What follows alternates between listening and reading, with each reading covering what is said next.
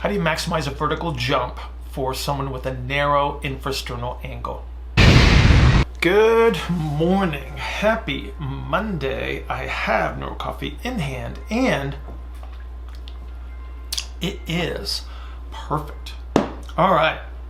Crazy busy Monday as usual. Probably a little bit busier than normal. Got vacation coming up soon, so it always seems like productivity goes through the roof when that happens. Quick reminder for those of you on iFashion University, you have a call this week with the one Mike Robertson, so please don't miss out on that. Okay, time is short, so let's dig into Monday's Q&A. This comes from Ryan, and Ryan says, "Hi Bill." Hi Ryan. Thank you for everything you do. I was wondering if you, what would you do in this situation? I have a narrow ISA individual and their safety bar box squat is about 100 pounds heavier than no box, and coming off the box velocity is quite high. Without the box, the transition point feels incredibly hard and velocity coming up is quite slow. I know you recommend box squat with band assistance for people needing to get better at creating force, but since the box squat is so much better than the regular squat, would you keep the band assistance or get rid of the box? The goal is to increase vertical jump. So my thought is that we would want the transition point to be as strong as possible. So first and foremost, Ryan, I think you're on the right track as far as principles are concerned here. But I think that we can take this opportunity to look at, number one, how does this archetype affect the application of principles, and then a sequence of strategies that may be helpful for those other folks that are training similar people. So let's kind of look at it from that perspective. So first and foremost, we have to kind of consider, what do we need for our max vertical jump? So number one, we need a sufficient downward movement to take advantage of the yielding action of the connective tissues as they store and release energy. So internally, so we got to think about this internally first and foremost, is that the guts are going to move downward, and that's going to actually provide us an element of this yielding action, but it also provides a downward force that we're going to have to control. Externally speaking, we have extremity musculature that's going to have to eccentrically orient to allow us to fall in the counter movement aspect of the vertical jump. And then we have to have a quick concentric orientation to create the turnaround, and that also enhances this energy storage and release action from the connective tissues. Now, so a couple things to keep in mind. You can only jump as high as you can get your guts off the bottom of the pelvis, because once they start coming down, so do you. So let's get a general idea of what we're talking about. The average human being can probably get airborne for about half a second.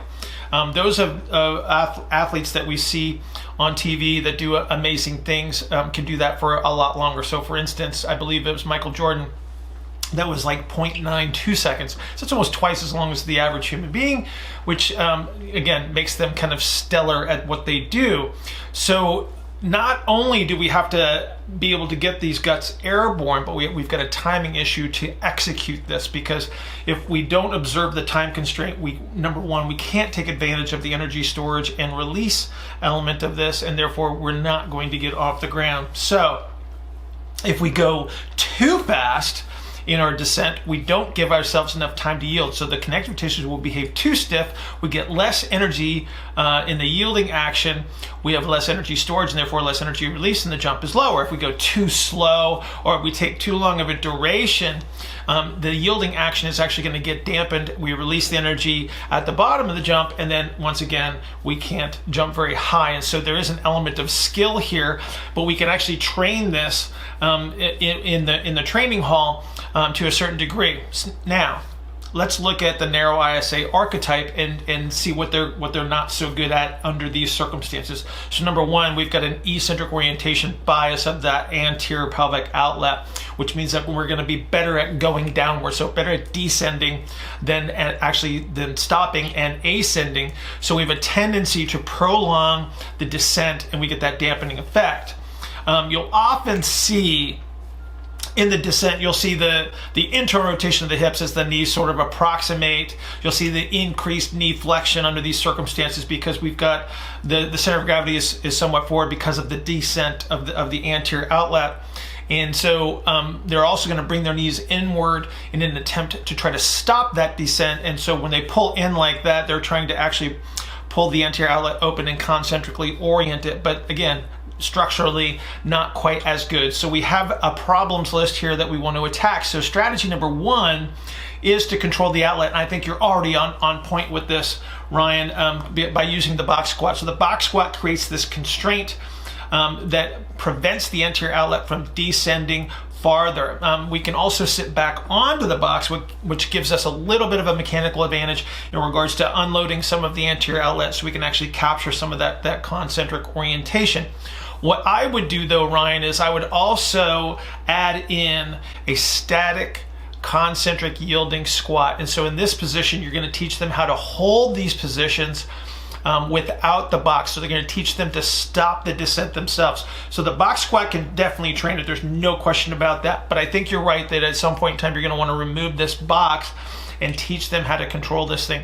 Now, we want to go concentric yielding squat because we don't want to take the yielding element out of this, because we're going to need that for the energy storage and release. If we went with an overcoming static, we would certainly get the concentric orientation, and there might be a reason to do that periodically, but we're not going to get the connective tissue behaviors that we want, which is the yielding action. So now strategy two, let's talk about that emphasis, okay?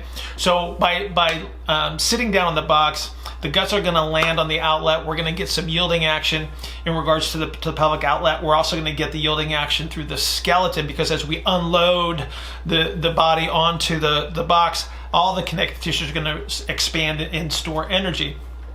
If you start with the reverse band, kind of like you mentioned, I think that's a great idea, because what that does is it actually slows the descent of the guts. So the guts will fall at whatever rate they will based on gravity, but we can slow it down by sort of manipulating the force with the reverse band. But we still get the unload on the box. We still get the yield. It's just not as magnified. So this is just like our progressive resistance. So in this case, we're taking some of this loading strategy away, and then we can superimpose it back onto them. So eventually we're going to start to take that band away. But what we don't want to do is increase the delay on the box. So if you got somebody that you've taken the band away, you want to make sure that the impulse off the box is still as quick as possible, because the longer they're on the box, and remember, we got a timing issue with this vertical jump. We don't want to dampen the energy that we're storing in the yielding action. We want to make sure that we can release it. So now strategy number three becomes working on this time constraint. So the seated box jump is a great way to do this, because what we're doing is we're training this outlet to remain in the appropriate position based on the box squatting that we've done before. The extremity behavior is going to be very, very similar. So we're going to control how much eccentric orientation that we're getting in the extremities. We're going to maintain our yielding action. But I would say you start with the higher box, and you work on controlling the descent of the pelvic diaphragm, and then you slowly lower the box as much as is required to maximize the vertical jump. Strategy number four. Now we want to really magnify this time constraint to a significant degree. And so this is where we're going to use something that's going to be much more impulsive. So we're going to use something like a kettlebell squat clean, or we're going to use an oscillatory impulse type of squat to really, really narrow this time constraint, because we've already trained the position of the pelvic outlet. So we've got our concentric orientation. We want to make sure we maintain our yielding action. Now we want to just cut the amount of time that it takes to make this turnaround, so we can maximize the return on investment as far as the yielding action and the release of energy to maximize the vertical jump. So Ryan, like I said, I think you're already on it. Add a couple of things in, think through these strategies and how you would apply them in the gym. And I think you've got money here. But what this is just a representation of how valuable the archetypes can be, because the bias of the structure is going to tell us typically what their capabilities are going to be, and then it can guide us to optimize the training to kind of overcome these inherent limitations that are based on structure. So Ryan, I hope that's helpful for you. If you have any other questions or concerns, please send them to askbillhartman@gmail.com, askbillhartman@gmail.com, and I will see you guys tomorrow.